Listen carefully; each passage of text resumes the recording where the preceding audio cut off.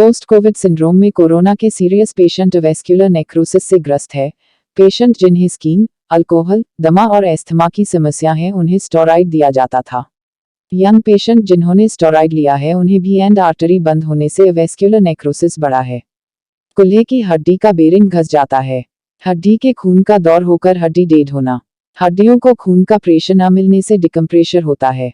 Stem cells की therapy काफी खर्चीली है। हिप सर्जरी को टालने के लिए अर्ली डिटेक्शन जरूरी है।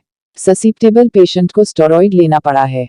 फिमरल हेड में बोन डेथ की संभावना सबसे ज्यादा बढ़ जाती है। हमारे साथ है डॉक्टर निलय होंडे जो ऑर्थोपीडिक, स्पाइन और जॉइंट रिप्लेसमेंट सर्जन है। इन्होंने अपने चिकित्सा के जरिए कई ऐसे मरीजों को ठीक किया है जिन्हें गंभीर हड्डियों संबंधित बीमारियां थी। ऐसे ही बीमारियों का इलाज किया है। तो आप खुद ही जानिए क्या कहा डॉक्टर निलय होंडे ने। तो कोविड के परिप्रेक्ष्य में पूछने का यही है कि ये जो बीमारी है अवेस्कुलर नेक्रोसिस, वो नाम ही अपने आप में कहते हैं कि अवेस्कुलर नेक्रोसिस, यानी कि अवेस्कुलर में वेस्कुलरिटी कम होना, उस वजह से होता है। प्राय है पहले कोविड के पहले ये होता था कि जैसे जो पेशेंट्स अल्कोहल ज्यादा लेते थे या तो कुछ स्किन की बीमारियां हैं, चमड़ी की बीमारियां हैं, दमे अस्थमा के जो पेशेंट्स हैं, इसमें स्टेरॉइड्स काफी दिनों तक यूज करना पड़ता है। उस कारण क्या होता है कि जो फ्यूमरल हेड है, यानी कि जो हमारी कुल्हे की जांघ की हड्डी की जो गोलाई है ऊपर जिसके ऊपर से हम चलते हैं, वहां एंड आर्टरीज होती है, यानी कि वहां पे जाके खून की नलियां, खून का आखिरी छोर है वो बंद हो जाती है। उसके कई सारे कारण है, फैट एम्बोलिज्म मतलब जो कि अल्कोहल और स्टेरॉइड्स इनमें होता है और इनफैक्ट पेन किलर में भी होता है। बट कोविड के में सीन ये हो गया था कि जान बचाने के लिए जो स्टेरॉइड्स है उनकी मात्रा अधिक प्रमाण में देना बहुत जरूरी था, क्योंकि जान बची तो लाखों पाए, ऐसा वाला जो काम था। अब जान बच गई, अब आगे का जो सीन है कि इन्हीं स्टेरॉइड के कारण जिन्होंने आपकी जान बचाई है, इसके कारण यंग पेशेंट्स में यानी कि 20-22 साल के लड़के भी जिनको कोविड होकर गया है, उनको भी ये एंड आर्टरीज उनके बंद होने की वजह से अवेस्कुलर नेक्रोसिस का प्रमाण जो हम लोग भी देख रहे हैं थोड़ा सा बढ़ा हुआ है।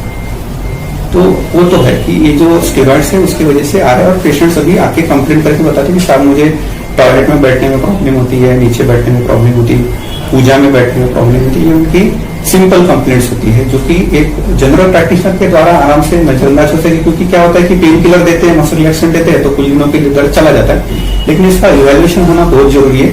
और अभी कोविड होने के बाद में अगर आप किसी भी मरीज को अगर कोविड हो चुका है और उसको कुल्हे की हड्डी से रिलेटेड कुछ प्रॉब्लम है, नीचे पालकी मार के बैठने में प्रॉब्लम है, तो उन्होंने ऑर्थोपेडिक विशेषज्ञ को दिखाना ज्यादा जरूरी है। क्योंकि उसका रीजन मैं आपको बाद में बताता हूँ, क्योंकि हमको वो जो नेचुरल बोन है, जो नेचुरल गोला है, उसको प्रिजर्व करना है। उसको प्रिजर्व करने के लिए जितने जल्दी पता चलेगा कि हाँ ये अवेस्कुलर नेक्रोसिस की तरफ जा रहा है, तो उसको बचाने का संभव कर सकते हैं। और उसमें काफी हद तक के सक्सेसफुल भी है, एक 50 to 60% तक सक्सेसफुल है। क्योंकि अभी यही मान लीजिए ओल्ड एज में होता है 50, 60, 60, 65 में, तो कुल्हे की हड्डी बदलना कोई बड़ी बात नहीं, क्योंकि कुल्हे की हड्डी 10-15 साल चलती है। लेकिन 20-22 साल के लड़के में कुल्हे की हड्डी बदलना, क्योंकि उसके अंदर एक जो बेरिंग होता है वो घिस जाता है, तो हाई डेंसिटी पॉलीथिलीन का रहता है, तो 10-15 साल बाद तो बदलना पड़ता है। तो आप कितनी सर्जरी करोगे ना, इसलिए वो बहुत ज्यादा जरूरी है कि उसका सही निदान हो। उस परिप्रेक्ष्य कोरोना के परिप्रेक्ष्य में एवीएम का इतना ही मैं सबसे पहले यंगस्टर्स में उन्होंने भी मैंने बताया कि उनको बहुत ज्यादा ध्यान देना जरूरी है। अच्छे ऑर्थोपेडिक सर्जन को दिखाए जो कि डिटेक्ट करे। इसमें एक टेस्ट होती है जो कि हम लोग प्राय हमारा ऑर्थोपेडिक्स में क्या होता है, हम लोग एक्सरे करते हैं, लेकिन खून का दौरा कम होना ये आपको नहीं दिखेगा। ये आपको कब दिखेगा, जब खून का दौरा कम होना, उसकी वजह से हड्डी को खून कम मिलना, फिर वो हड्डी डेड होना, वहां तक भी आपको एक्सरे में नहीं दिखेगा। मतलब ये ऑलमोस्ट स्टेज 3 के आसपास होता है। स्टेज 4 में फ्लैटनिंग होता है, मतलब वो कोलैप्स हो जाती है हड्डी, मतलब अपन मतलब इसको हिंदी में बोलेंगे और ढह जाती है। जब वो ढह जाती है तब आपको एक्सरे में दिखता है। इसके लिए 2 चीजें जरूरी है कि मेरे तरफ से सलाह है कि एक्सिस डिविजन टेस्ट होता है, जिसके लिए कोई पैसे नहीं लगते। जैसे हम लोग सामान्य चिकित्सा जो एग्जामिनेशन करते हैं पेशेंट का, उसी तरह लिटा के उसका एक टेस्ट करते हैं, जिसमें कि जो जिस साइड में, जिस पैर में हमको सस्पेक्टेड है, हमको संशय है कि इस पैर में शायद हो गया, उसको घुटने से और हिप जॉइंट से मोड़ के उसको बोलते हैं पेशेंट को कि इस घुटने को अपने हाथ से मोड़ के कंधे की तरफ ले जाएगा, दूसरे कंधे की तरफ, जैसे मेरा ये वाला है उसको मोड़ के मैं अगर वो नहीं कर पाता है तो उसको एवीएम होने के चांसेस ज्यादा है। एकदम सिंपल टेस्ट है, ये पेशेंट घर पे भी करके देख सकता है कि मेरा कूल्हा और मेरा नी में प्रेस करके दोनों हाथ से यूं पकड़ के अपोजिट शोल्डर की तरफ ले जा सकता हूँ। इसमें इंटरनल रोटेशन है कि गोला गोल घूमता है। यूजुअली जो गोला बैठता है वो बाहर, बट ये स्टेज भी लेट स्टेज है।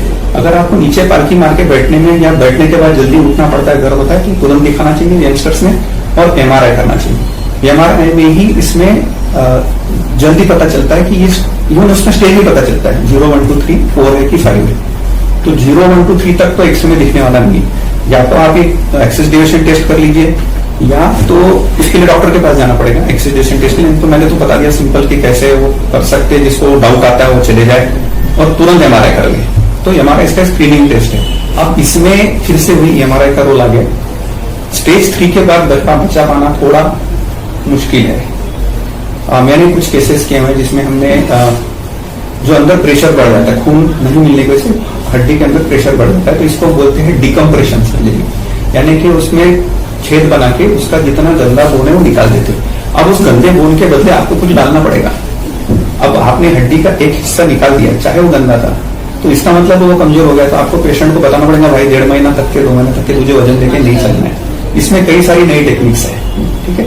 पहले क्या होता था कि इसमें हम लोग बोन रॉड डालते थे, पैर से एक हड्डी निकाल देते फिबुला नाम की, उसको वहां पे लगा देते थे। वो भी ऑपरेशन काफी हद तक सक्सेसफुल है और सस्ता है, उसमें ज्यादा खर्चा नहीं है। इसके ऊपर अगर अपन जाते हैं, अभी स्टेम सेल का जमाना चल रहा है, स्टेम सेल्स में भी उसका थेरेपी है, बट वो कॉस्टली जाता है। दूसरा एक आता है बीमैक। बीमैक यानी कि बोन मैरो एस्पिरेट कॉन्सेंट्रेट, एक किट आती है। ये बीमैक का किट वाली एक जर्मनी की कंपनी की ऑफिस पूना में है, वो आते हैं, वो निकाल के हम लोग जैसे उसमें गड्ढा बना दिया, खोल बना दिया, तो वहां वो बीमैक इंजेक्ट कर देते। वो वहां जाके जो अपनी रक्त पेशियां है वो खून की पेशियों, अपना हड्डी के पेशियों में परावर्तित हो जाती है और वहां हड्डी नहीं बन सकती है। और ये काफी सक्सेसफुल मैंने एक पेशेंट में किया था, वो एवियन था, वो शराब की वजह से हुआ था। तो उसके दोनों गोले गए थे, उनको किसी ने बताया था दोनों गोले चेंज करने। मैंने बोला इसमें अगर चांस लेना है, क्योंकि ओरिजिनल बच जाएगा। 32 साल का था, एक साइड तो पूरा गया था, स्टेज 4+ था, तो उधर मैंने टोटली रिप्लेसमेंट किया। दूसरे साइड में मैंने बीमैक डाला था। आई थिंक ये मैंने 2013 या 14 में किया था।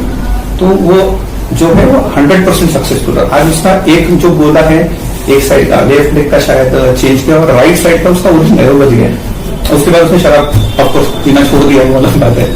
तो बचाने की कोशिश, और बचाने के लिए सबसे पहले अर्ली डिटेक्शन। अर्ली डिटेक्शन के लिए आपको उसके प्रति कॉन्शियस होना है। कॉन्शियस हो जाएंगे, डिटेक्शन होगा, अर्ली ट्रीटमेंट होगा। और अर्ली ट्रीटमेंट में ज्यादा खर्चा बिल्कुल भी नहीं है। जबकि अगर हम ऊपर चलते हैं, मान लीजिए 25 साल का लड़का है, उसका खराब हो गया गोला, तो उसको हम जो गोला डालते हैं वो हमको हायर क्वालिटी का डालना पड़ता है, काफी खर्चीला होता है, ऑपरेशन लाखों में जाता है उसका। ये जो मैं बता रहा हूँ ये कुछ हजारों में नहीं पड़ जाएगा, 40-50 हजार तक के सब नहीं पड़ जाएगा। इसमें ऐसा है कि हम अगर पहले अर्ली डिटेक्शन कर लेते हैं तो कुछ हजारों में खर्चा है। अगर डिकम्प्रेशन बोन मैरो ग्राफ्टिंग या डिकम्प्रेशन बीमैक करना है तो एक 60-70 हजार तक के हो जाना चाहिए। उसमें पेशेंट को 1.5 महीना तक के नहीं चलना है, क्योंकि अंदर का हिस्सा जो वहां बंद रहा है, ठीक है। दूसरा आता है कि जॉइंट रिप्लेसमेंट। हम अक्सर जॉइंट रिप्लेसमेंट को अवॉइड करने की कोशिश करते हैं, क्योंकि आप शरीर के एक हिस्से को परमानेंटली बदल दे रहे, दूसरा कुछ डाल रहे, मेटल डाल रहे उसमें, है ना, मेटल या तो जो भी अलग अलग। अब इसमें कैसा है कि उसकी लाइफ कितनी है जॉइंट की। अगर पेशेंट की जितनी एज कम है उतनी ज्यादा लाइफ वाला गोला डालना पड़ेगा, ठीक है।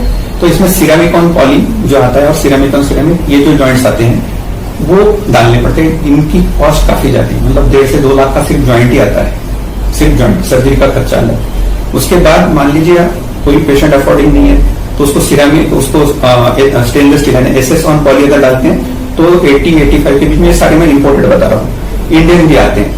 ये खर्चा पकड़ के एक मान लीजिए 50 हजार जो स्टैंडर्ड ऑपरेशन का खर्चा है वो, और दवाई पानी का खर्चा, इतना खर्चा आ सकता है। पोस्ट ऑपरेटिव मैनेजमेंट क्या है? पोस्ट ऑपरेटिव मैनेजमेंट में अगर जॉइंट चेंज करते हैं तो हम लोग दूसरे दिन ही चला देते हैं। मैं आपको वीडियो दिखा दूंगा बाद में, और वो जॉइंट्स लिखा दूंगा कि अलग अलग प्रकार के कैसे जॉइंट्स होते हैं जो हमने किए हुए। तो इसमें दूसरे दिन चला देते हैं। लेकिन अगर जॉइंट चेंज करते कि जैसे मैंने पहले बोला, हमारा जो गोला होता है, जो ओरिजिनल होता है, वो हार्ड मास का होता है, उसकी अटैचमेंट्स होती है, उसमें मजबूती, हम कूद लेते, फान लेते, चल लेते, बैठे, ये सब नहीं कर सकते। ये आपको सब्स्टिट्यूट दिया है। अभी जो हमने सर्जरी की आपको सब्स्टिट्यूट है कि भाई तू कम से कम चल ले, लेकिन चलना भागना चल सकते हैं, भागना दौड़ना कूदना, नीचे पालकी मार के बैठना, ये सब चीजों के लिए हमेशा के लिए हम मना कर देते हैं, क्योंकि इससे उसकी जॉइंट्स की जो लाइफ है वो कम हो जाती है। देखिए अपन हम अभी बात कर रहे हैं कोविड के परिप्रेक्ष्य में, तो मैं उसी परिप्रेक्ष्य में बताऊंगा। अगर किसी को कोविड हुआ है और वो मान लीजिए उसको कोई चमड़ी की बीमारी भी है तो स्टेरॉइड खा ही रहा है, उसको तो अवॉइड करना चाहिए, अपने डॉक्टर से सलाह मशवरा करके उनको बताना चाहिए। दूसरा, इसी को कोविड हुआ है, ये अल्कोहल भी ड्रिंक करता है तो उसे तो तुरंत कर देना, क्योंकि वो करेला और नीमचड़े वाला काम हो जाएगा। पहले एक तो कोविड हो गया, ऊपर से साथ में अल्कोहल भी पी रहे तो उसमें 100% होना है, ये कर सकते हैं। रेगुलर एक्सरसाइज करना चाहिए और सबसे इंपॉर्टेंट अर्ली डिटेक्शन। इतना होने के बाद में भी हो सकता है। इसमें और एक प्रकार होता है जिसको हम लोग इडियोपैथिक बोलते हैं, और इडियोपैथिक के काफी सारे पेशेंट हैं। इडियोपैथिक है जिसमें कॉज ही पता नहीं चलता, ना पेशेंट को कोविड हुआ, ना दारू पीता है बेचारा, ना कुछ। अभी कोई फीमेल है, फीमेल पेशेंट भी आते हैं इनमें, दारू तो पीते नहीं है लेकिन होता है। तो इसको उसके बहुत सारी थेरीज है उसके, जो हम लोग इडियोपैथोजेनेसिस बोलते हैं कि भाई क्यों हुआ, उसके जब खोज होता है तो उसके कई सारे ये हैं। तो उससे बचने का प्रयास यही है कि अगर पोस्ट कोविड में हुआ है तो अर्ली डिटेक्शन। अभी जिसको कोविड होकर गया उसने कम से कम मुझे लगता है 1-2 साल तक के पीरियड में ना खुद को घर में ही देखते रहना कि मुझे कुछ करने में दिक्कत तो नहीं जाती है। अगर दिक्कत जाती है नीचे पालकी मार के बैठने में, टारगेट जैसा बैठने में, या तो कुछ पेशेंट आते हैं कि सर मेरा सब सही है, बस रात को सोता हूँ, जब करोड़ बदलता हूँ तब होता है। करोड़ बदलते हम लोग क्या करते हैं, जो हमारा पैर है राइट का, हम लोग करोड़ बदलते हैं तो इंटरनल रोटेशन में जाता है, तो इनडायरेक्टली वो एक्सिस डेविएशन टेस्ट हो जाती है जो मैंने बोला था। तो उसको उस वक्त पेन होता है, फिर वो आता है कि सर मेरे प्रॉब्लम कुछ भी नहीं है, बस वो करोड़ बदलता हूँ ना, बस तब तकलीफ होती है। इस प्रकार की कंप्लेंट लेके आएगा वो, तो उसको इवेलुएट करना बहुत जरूरी है, जांच करना, जांच के समय लेके देखना बहुत जरूरी है। इसमें सबसे इंपॉर्टेंट जो भी कोई भी जॉइंट हम बदलते हैं तो सबसे इंपॉर्टेंट होता है कि आप किस वातावरण में उसको बदलते हैं, यानी कि ऑपरेशन थिएटर। इसके जॉइंट रिप्लेसमेंट के डेडिकेटेड ऑपरेशन थिएटर होते हैं। उसका अंदर का जो एयर हैंडलिंग यूनिट होता है वो खास उसी प्रकार से विशेष प्रकार से डिजाइन किया होता है कि उसके अंदर कोई कॉन्टेमिनेशन नहीं हो, वहां पे जो एयर फिल्टर होके जाए उसमें कोई बैक्टीरिया नहीं जाए। और वो हमारे हॉस्पिटल में, विम्स हॉस्पिटल में है, और हम यहाँ पे हमारे 3 ऑपरेशन थिएटर में से एक ऑपरेशन थिएटर है वो dedicated joint replacement operation theatre है। तो वहाँ हम लोग ये प्रकार से करते हैं।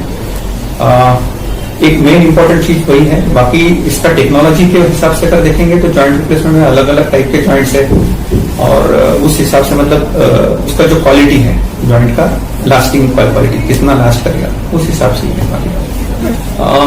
मेरा नंबर डिस्प्ले तो उसमें हो गया होगा कार्ड में, कभी भी मुझे कांटेक्ट कर सकते हैं। और मैं ये चाह रहा हूँ कि मैं और यहाँ पे एक कैंप ऑर्गेनाइज करें हम, जो कोविड पेशेंट ऑलरेडी हो गए उनको ऐसा हर 2-3 महीने में प्री स्क्रीनिंग करके हम लोग, अभी मेरे दिमाग में याद है जब आप लोगों का फोन है तो कि मैं ऐसा कुछ करूं कि उसमें क्या फ्री स्क्रीनिंग, क्योंकि किसके पास अभी देखिए कोविड जिसको हो गया बेचारा काम धंधे पे जाए, उसके पास एक एक्चुअली कंप्लेंट बहुत छोटी है कि मुझे थोड़ा सा फूले गंदा होता है, उसके लिए जाने वाला नहीं।